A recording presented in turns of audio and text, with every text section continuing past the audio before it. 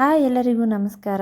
ಏನಪ್ಪ ಒನ್ ಟೈಮ್ಗೆ ಸಾಂಬಾರು ಮಾಡೋದು ಅಂದ್ಕೊಂಡ್ರೆ, ಆಗ ತಿಳಿ ಸಾರು ಮಾಡಿ ನೋಡಿ. ಈ ಥರ ತುಂಬಾ ಚೆನ್ನಾಗಿರುತ್ತೆ. ಮೊದಲು ಒಂದು ಸ್ಟವ್ ಮೇಲೆ ಒಂದು ಪಾತ್ರೆ ಇಟ್ಟು, ಸ್ವಲ್ಪ ಪಾತ್ರೆ ಬಿಸಿ ಆದಮೇಲೆ ಸ್ವಲ್ಪ ಎಳ್ಳು ಹಾಕ್ಕೊಂಡು, ಅದು ಸ್ವಲ್ಪ ಬಿಸಿ ಆದ ನಂತರ ಅದಕ್ಕೆ ಒಂದು ಸ್ವಲ್ಪ ಸಾಸಿವೆ ಮತ್ತು ಜೀರಿಗೆನ ಹಾಕ್ಕೋಬೇಕು. ಅದಾದ ನಂತರ ಒಂದು ಬೆಳ್ಳುಳ್ಳಿನ ಸಿಪ್ಪೆ ತೆಗೆದು ಕುಟ್ಟುಬಿಟ್ಟು ನಾನು ಅದ್ರ ಜೊತೆಗೆ ಒಂದು ಸ್ವಲ್ಪ ಕರಿಬೇವಿನ ಸೊಪ್ಪನ್ನ ಇಲ್ಲಿ ಹಾಕ್ಕೊತಾ ಇದ್ದೀನಿ. ಹಾಗೆ ಒಂದು 8ರಿಂದ 9 ಹಸಿಮೆಣ್ಸಿನ್ಕಾಯಿನ ಕಟ್ ಮಾಡಿಬಿಟ್ಟು ಹಾಕ್ಕೊತಾ ಇದ್ದೀನಿ.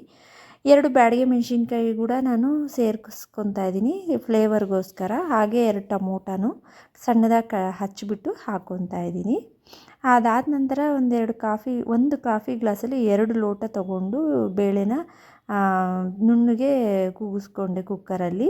ಅದು ಸ್ವಲ್ಪ ನುಣ್ಣಗೆ ಹಾಕಬೇಕು. ಒಂದು 4 ವಿಜಿಲ್ ಹಾಕ್ಸ್ಕೊಂಡ್ರೆ ಚೆನ್ನಾಗಿ ಬೆಂದೆ ಹೋಗಿರುತ್ತೆ ಬೇಳೆ ಎಲ್ಲ. ನೋಡಿ, ಇದು ಟೊಮೊಟೊ ಎಲ್ಲ ಸ್ವಲ್ಪ ಸಾಫ್ಟ್ ಆಗುತ್ತೆ. ಇದಕ್ಕೆ ನಾನೊಂದು ಸ್ವಲ್ಪ ಅರಿಶಿನ ಪುಡಿನ ಆ್ಯಡ್ ಮಾಡ್ಕೊತಾ ಇದ್ದೀನಿ. ಅದಾದ ನಂತರ ನೋಡಿ, ಬೇಳೆನ ನಾನು ಆಲ್ರೆಡಿ ರೆಡಿ ಮಾಡಿಟ್ಕೊಂಡಿದ್ದೀನಿ ಒಂದು ಬೌಲಲ್ಲಿ. ಅದನ್ನು ಇದಕ್ಕೆ ಹಾಕ್ಕೊತಾ ಇದ್ದೀನಿ. ಹಾಗೆ ನಾನು ನೆಕ್ಸ್ಟು ಒಂದು ನಿಂಬೆಹಣ್ಣು ಗಾತ್ರದಷ್ಟು ಹುಣಸೆ ಹುಳಿನ ನೆನೆಸಿಟ್ಕೊಂಡಿದ್ದೀನಿ. ನೆಕ್ಸ್ಟು ನೋಡಿ, ಇದನ್ನೆಲ್ಲ ಚೆನ್ನಾಗಿ ಥರ ಮಿಕ್ಸ್ ಮಾಡ್ಕೋಬೇಕು ಫಸ್ಟು. ಅದಾದ ನಂತರ ನಿಂಬೆ ಹುಳಿ ನೋಡಿ ನಾನು ರೆಡಿ ಮಾಡಿಟ್ಕೊಂಡಿದ್ದೀನಿ, ಅದನ್ನು ಇಲ್ಲಿ ಹಾಕ್ಕೊತಾ ಇದ್ದೀನಿ.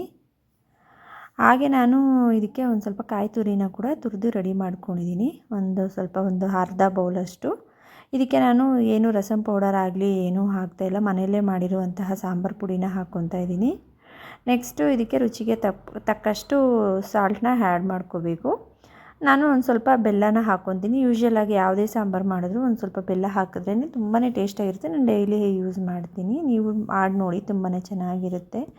ಇದಕ್ಕೆ ನಾನು ಏನು ಆಗಲೇ ಬೌಲಲ್ಲಿ ಬೇಳೆ ಬೇಯಿಸ್ಕೊಂಡಿದ್ದೆ, ಅದೇ ಬೌಲಲ್ಲಿ 2 ಬೌಲು ನೀರನ್ನ ಹಾಕ್ಕೊತಾ ಇದ್ದೀನಿ. ಯಾಕೆಂದರೆ ರಸಮ್ ಅಂದರೆ ನೋಡಿ ಎಲ್ಲ ಚೆನ್ನಾಗಿ ಕಾಣಿದೆ. ಎಲ್ಲೂ ಒಂಚೂರು ಬೇಳೆ ನುಣ್ಣಗೆ ಬೇಯಿಸ್ಕೊಂಡ್ರೆ ಈ ಥರ ಎಲ್ಲೂ ಬೇಳೆನೂ ಕಾಣಿಸಲ್ಲ, ಕುಡಿಯೋಕ್ಕೂ ಚೆನ್ನಾಗಿರುತ್ತೆ. ರಸಮ್ ರೈಸ್ ಜೊತೆ ಅಂತೂ ತುಂಬಾ ಚೆನ್ನಾಗಿ ಬಂದಿತ್ತು ಇವತ್ತು ನಮ್ಮ ಮನೆಯಲ್ಲಿ.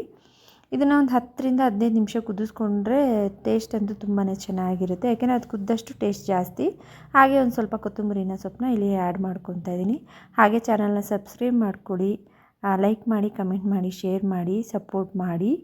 ನೋಡಿ, ಈಗ ಇದನ್ನು ಚೆನ್ನಾಗಿ ನಾನು ಮಿಕ್ಸ್ ಮಾಡ್ತಾಯಿದ್ದೀನಿ. ಯಾಕೆಂದರೆ ಬೆಲ್ಲ ಎಲ್ಲ ಇರುತ್ತಲ್ಲ, ಅದೆಲ್ಲ ಸ್ವಲ್ಪ ನೀಟಾಗಿ ಕರಗಲಿ ಅಂತ ಹೇಳಿಬಿಟ್ಟು ಒಂದು 15 ನಿಮಿಷ ಕುದಿಸಿದ್ರೆ ನೋಡಿ ಚೆನ್ನಾಗಿ ಕುದಿ ಬರ್ತಾಯಿದೆ ಈಗ. ಹಾಗೆ ಇದನ್ನು ಒಂದು ಬೌಲಲ್ಲಿ ನಾನು ಸರ್ವ್ ಮಾಡ್ಕೊತಾ ಇದ್ದೀನಿ ನೆಕ್ಸ್ಟು. ಹಾಗೆ ಚಾನಲ್ನ ಲೈಕ್ ಮಾಡಿ, ಶೇರ್ ಮಾಡಿ, ಕಮೆಂಟ್ ಮಾಡಿ ಇನ್ನೊಂದು ಸರಿ. Thank you so much for watching. ನೋಡಿ, ಈಗ ಕುದೀತು, ಈಗ ಸರ್ವ್ ಮಾಡಿದೆ. Thank you.